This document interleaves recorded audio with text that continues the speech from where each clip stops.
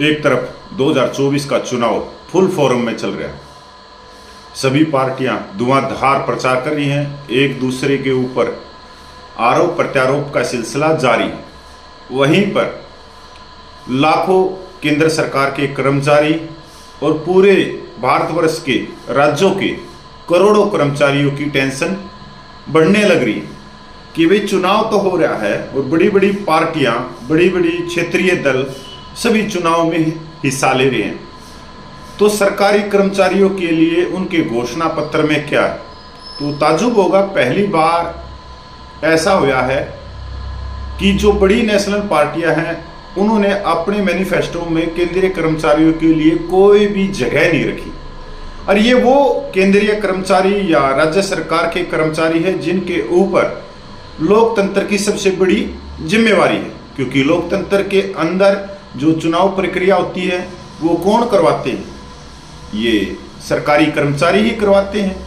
दूसरी तरफ आप नेताओं को देखोगे तो नेता भी भाई अपने रोजगार के लिए चले हुए हैं, तो स्वाभाविक तौर पे है कि केंद्र सरकार के, राज्य सरकार के जो कर्मचारी हैं वो एक चिंता तो बिल्कुल जायज करते हैं कि भाई उनका पे, पेंशन, वेतन बढ़े और वेतन बढ़ने के बाद में वो अपने बच्चों को अच्छी शिक्षा दिला के उनको MBBS बनाए, डॉक्टर बनाए, इंजीनियर बनाए, अलग अलग जज बनाए, वकील बनाए, अलग फील्ड में लेके जाए। वहीं पर आप राजनीतिक नेताओं को देखोगे तो वो भी अपने जो बच्चे हैं, जो उनकी पीढ़ी है, उनको अच्छे सबक या जो हुनर है राजनीति का, जो गुण है, जो राजनीति की नूरा कुश्ती है, उसके उनको सिखा रहे हैं, क्योंकि वो भी एक तरह से राजनीति आज के समय तो भाई जो समाज सेवा थी वो रोजगार होगी, राजनीतिक सेवा होगी, क्योंकि नेता भी यही चाहते हैं कि हमारा बच्चा राजनीति में ऊपर जाए, चमचमाती हुई गाड़ी, ऊपर लाल बत्ती लगी हुई हो और उसके आगे पीछे मेरे जैसे कोई 100-150 आदमी उसकी गाड़ियों के पीछे जिंदाबाद के नारे लगाते हुए लटकते रहें, आते रहें, जाते रहें, और जहां भी मिले वहीं पे गप्फे गप्फे मार मार के खूब बड़ा बड़ा पेट कर ले, और अगर उनको बुखार भी हो तो उनका बुखार जाके फौरन के जो बड़े बड़े हॉस्पिटल हैं उनके अंदर वो दवाई ले। मतलब एक तरह से राजनीतिक भी आज के समय रोजगार हो गया। तो हर व्यक्ति अपनी बेहतर जीवन के लिए आगे चल रहा है। राजनेता है वो तो देखो अब बेहतर जीवन, बेहतर तो है ही, क्योंकि अगर उनको कोई खास खुजली भी हो जाए तो मालिश मरवा के आएंगे कहाँ पे? बैंकॉक में। तो इस तरह का ये है, पर उनके बीच में जो पिस रहे हैं वो हैं लाखों केंद्रीय कर्मचारी। आज मैं आप लोगों को, क्योंकि सबसे बड़ी बात एक और है देखने को कि आप देखो कि जनवरी 2026 में 8वां वेतन आयोग आना है और उससे पहले 18 महीने पहले कमेटी गठित हो जानी चाहिए। इसके बारे में कोई भी जुबान नहीं खोल रहा, कोई भी राजनीतिक नहीं खोल रही, ना उनके मैनिफेस्टो में। अब देखो DA मर्ज होगा नहीं होगा, मैं एक रिपोर्ट लेके आऊँ आप लोगों के लिए। केंद्रीय कर्मचारियों और पेंशन धारकों को लगा झटका, केंद्र सरकार की मंशा पे उठे सवाल। बिल्कुल उठेंगे, अब तो सवाल ही सवाल उठेंगे।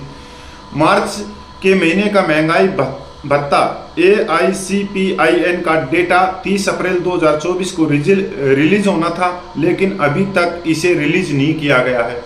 इसके पहले केंद्रीय कर्मचारी और पेंशन धारकों के लिए फरवरी 2024 का AICPI का डेटा भी जारी नहीं किया गया था।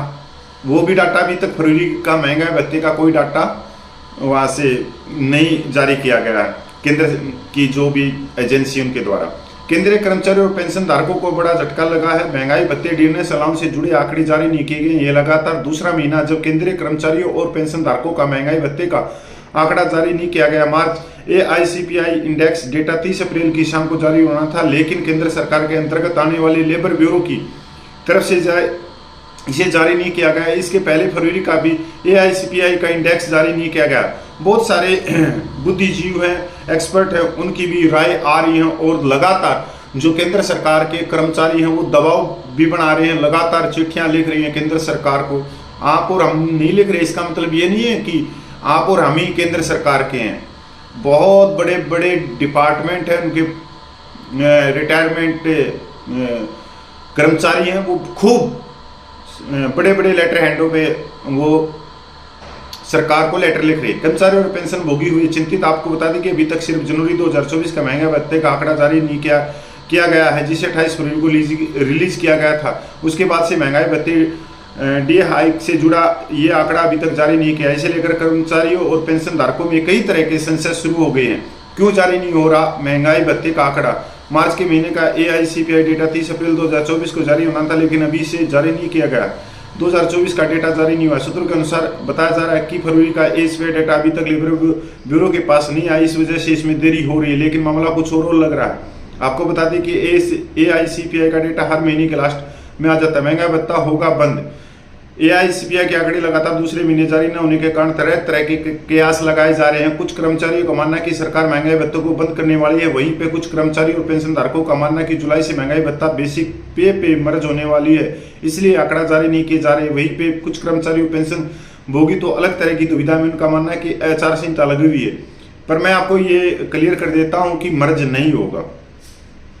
कैलकुलेशन की में बदलाव हो सकता है, कितना महंगाई बढ़ सकता है, AICPI नंबर से तय होता है महंगाई भत्ता। मतलब बहुत सारी एक्सपर्टों की इसमें आई हुई है। सैलरी और पेंशन में आएगा उछाल, अलग अलग पता नहीं क्या से क्या है। तो भाई सबसे बड़ी बात यह है कि 8वां वेतन आयोग तो आएगा, इसमें कोई दो राय नहीं।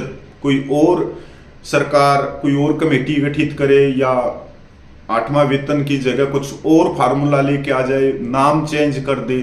पर सबसे बड़ी बात यह है कि जैसे मैं अपने समाज की बात करूं, पूर्व सैनिकों की बात करूं, तो पूर्व सैनिक समाज ने आज तक किसी पे कमीशन में हिस्सेदारी नहीं ली है। जो 97% उनकी संस्थाओं ने, ऊपरली संस्थाओं ने ली है। लीग है या दूसरी जो ऑफिसर हेड संस्थाएं हैं, वो पे कमीशन के अंदर प्रेजेंटेशन देती हैं, रिपोर्ट देती हैं, सारी चीजें आप जब गूगल करोगे तो सारी आपके पास में आ जाएगी।